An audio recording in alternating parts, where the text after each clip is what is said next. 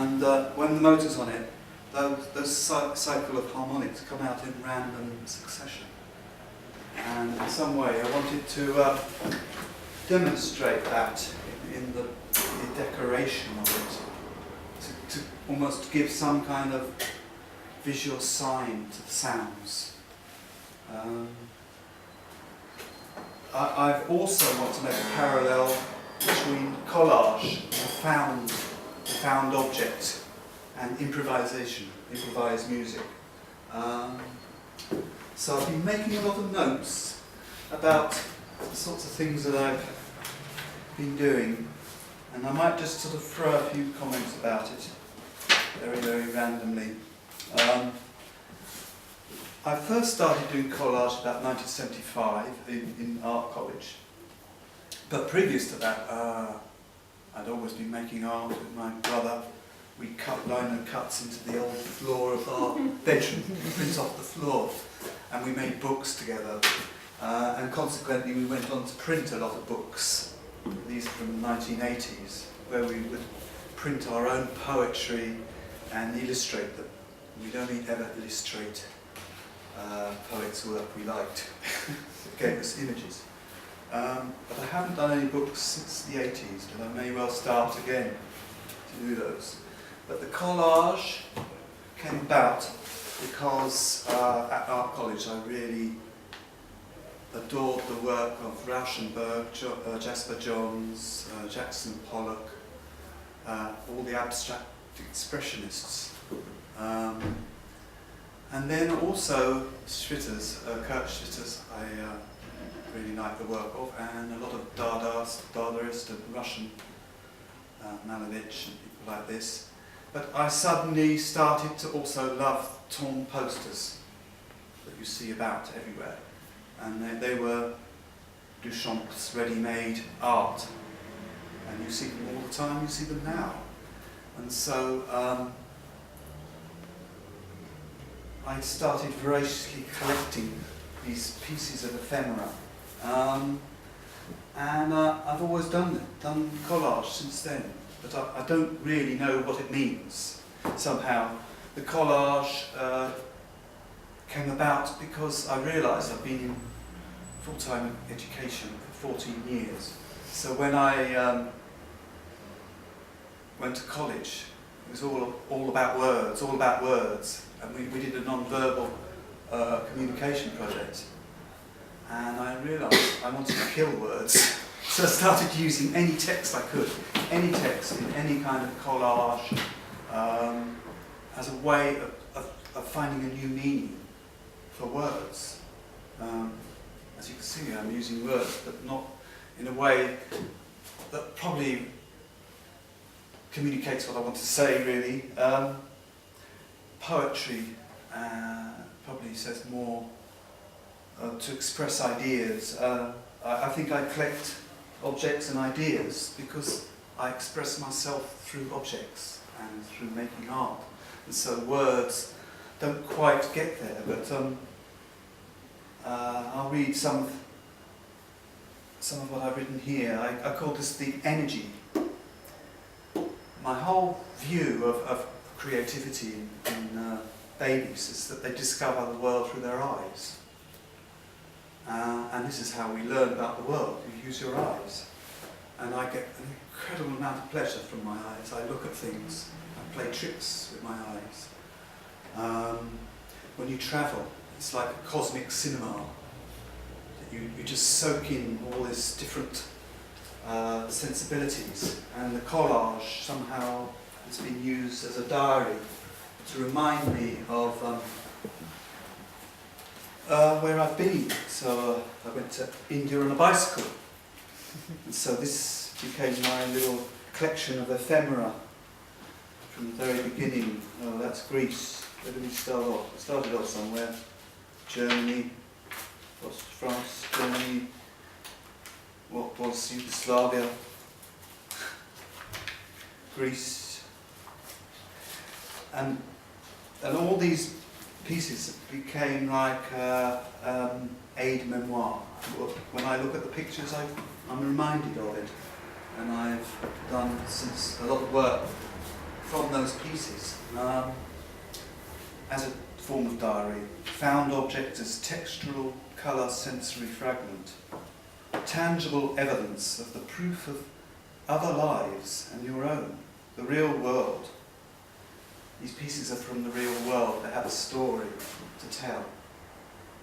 I particularly like the torn, damaged pieces of material. And I must admit, I really enjoy the whole process of making the collage. It's almost like the process is almost more pleasurable than the end result. But they're very formal pieces because the objects are telling me what to do.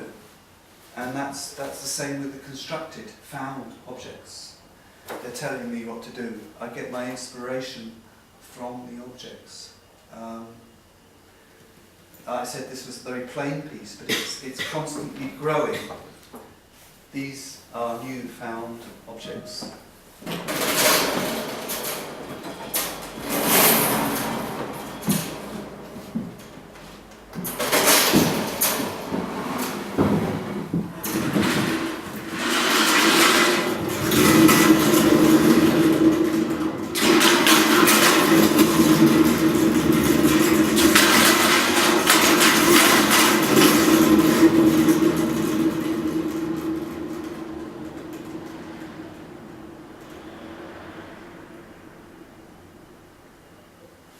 I found these springs inside a 1940s blind, roller blind. And on the outside you think, well, that's very boring material, you pull it up and down, and it's a wooden tube. But I knew if I'd broken that wooden tube I'd find a spring. It's quite hard to find springs actually, so we use egg cups instead.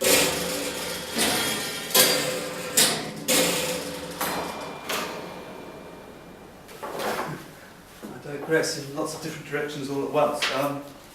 So the found object, I suppose in the sense, if you were to think of it as an education, an art degree or a foundation course, you'd look for the particular media you wanted to work with. But what if you didn't find it? If you're still looking for it? You're still looking for the media that really is the one that you want to say.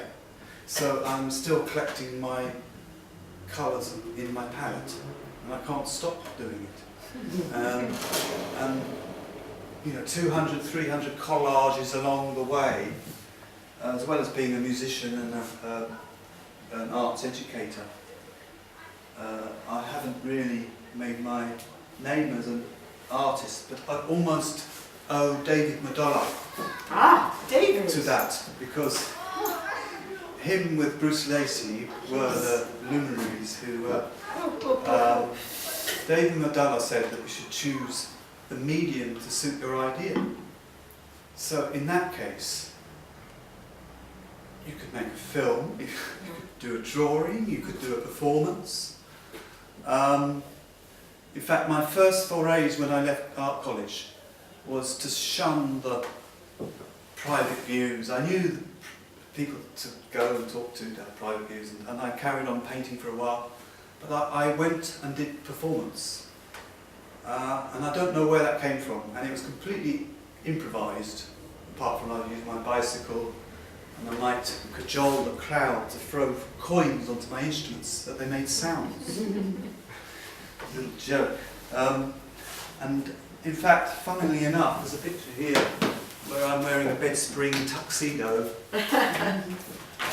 and I'm still using bed springs, but for a different reason. So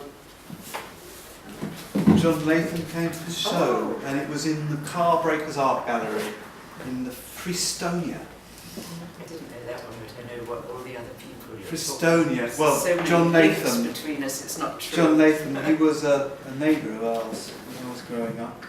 And this is a person called Martin Piper, who knew John Latham very well as well.